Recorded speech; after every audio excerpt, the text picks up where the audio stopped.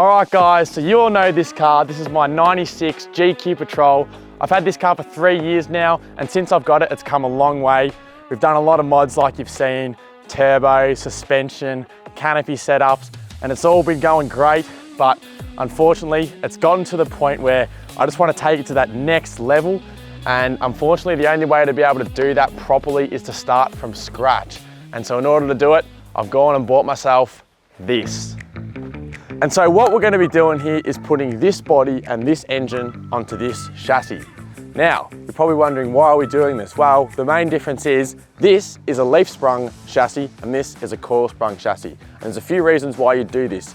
Coils give you a lot more performance off-road in terms of articulation. You also get better handling on-road and increased comfort. So we've got a lot more to do here than just a chassis swap, but we'll get into that later. For now, let's go back to where this project all began. All right, so we're on the way to pick up the new car, I guess. Well, actually, it's not really a car. Yeah, so it's like a third of a car.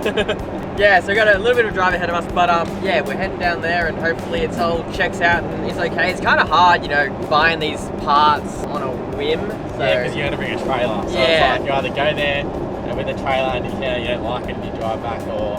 That's it. Yeah, so we've got the trailer on, we'll go check it out and hopefully it's what we're looking for and we'll get it. So the first thing I did before even going to look at the chassis was to get a report on the VIN number, just to make sure that it hadn't been written off or stolen and it could still be registered. When inspecting the chassis, there were a few things I was looking for before I went to purchase it. The first thing I looked for were any bends or deformities in the chassis itself to make sure it hadn't been in an accident. I did this just by eyeing down the chassis rails and making sure that it was all straight. I then checked over the chassis for any structural rust, and there was some very minor surface rust beneath where the battery tray would sit, but the rest of the chassis was all clean.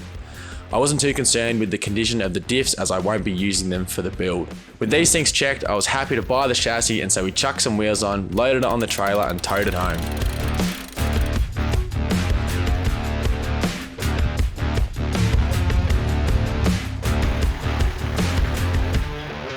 So you're probably all wondering, why are you going and taking on this big project and getting rid of what is essentially a complete and perfectly working car?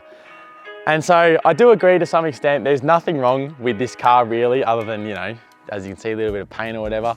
But it does everything I want it to. It's taken me everywhere. It doesn't let me down. It's reliable. And it's more so a case of I'm looking for something to occupy a bit of time and a bit of a project. And I really want to turn this car into something that I've always dreamed of having.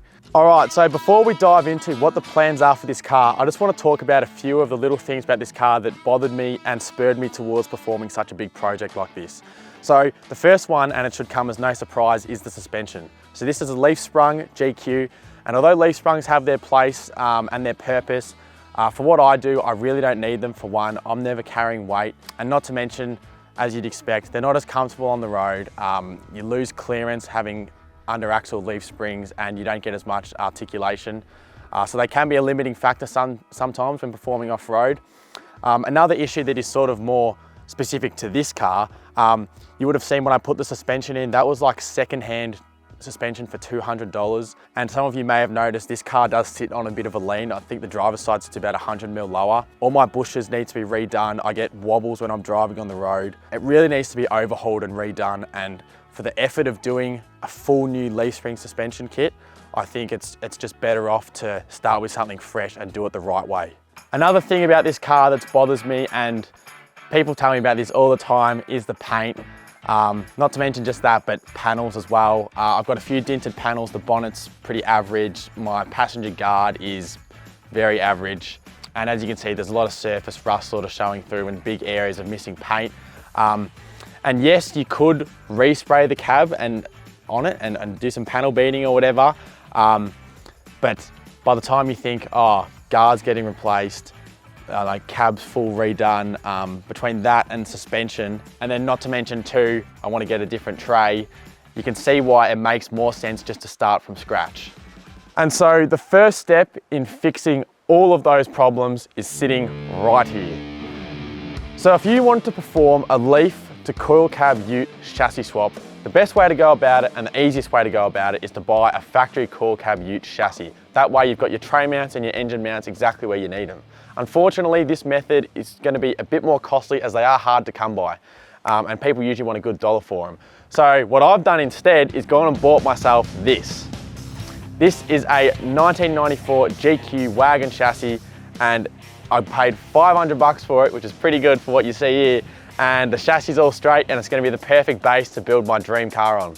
So as you can see, being a wagon chassis, we have a surplus of cab mounts. There's a set here and a set at the back, and being a ute cab that I've got, we're not going to need them. So these are going to be getting zipped off, and then in order to be able to bolt a tray on, I've got to weld on tray mounts as well. So this GQ chassis came factory with a TB42 engine, and that means the engine mounts will bolt directly onto my TD42 and put it exactly where it needs to be. I've also got myself a TD42 cross member to bolt to the chassis back here, and that'll make sure that the gearbox and the engine all sit exactly where they need to be. I've also gone and got myself a GU steering box, and that'll just improve the steering over the GQ box.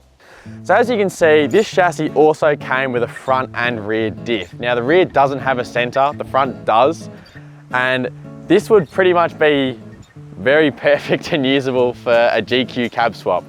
But being my dream build and doing it from the ground up, I've gone and bought myself something better. So let me show you. A set of GU diffs.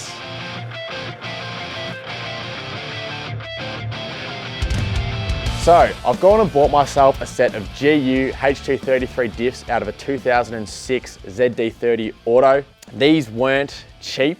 People want a lot for these and they're sought after, but there's reasons for doing that. And you're probably thinking, look Liam, you've got a set of complete GQ diffs, or pretty much complete GQ diffs sitting there with the chassis. Why didn't you just use them? And there's a couple of reasons, so let me run you through it. So the main reason behind buying these diffs is the diff ratios, and that's why I paid a bit more for them. So these are 4.3 ratios, and they are quite sort of sought after. They're not as common as some of the others. The reason I wanted 4.3s was because my old ute, or the ute I got still, has 4.3 as well, and I'm really happy with how that ratio drives. The cruising revs at 100 aren't too high, I think, and it's still got good low down torque, you know, due to the gear ratio. Like when you're full driving in the high country and that. So I wanted to go 4.3 again because I'm happy with how they drive. Now, there are a few different ratios that come in patrols. For example, this chassis that I've just bought, the diffs in that are 4.1s. And pretty much what that means is a 4.1 diff compared to a 4.3, you're gonna have lower RPMs when you're cruising at 100, which might save you a bit on fuel economy, but then perhaps a slight downside when you're out in the bush, you're not gonna have as lower gearing in your low range. So it is marginal to an extent, but I think it does make a difference. There is reasons that people get different diff ratios. And being a 4.3 as well, they will also be better suited to going a larger tyre size. I mean, I'm not saying I'm going to go 35s all the time or anything, but if I did want to, the 4.3s would be much more forgiving for a larger tyre. Another reason behind buying the GU diffs is they are stronger in a few sections than the GQ diffs. First off, the CVs or axles, they are slightly wider in diameter, so they're a bit less prone to breakages. Not that that's a huge issue for patrols anyway, but definitely a good thing to have. Also the housings, these are slightly wider. I believe it's 40 mil overall or 20 mil aside in wheel track.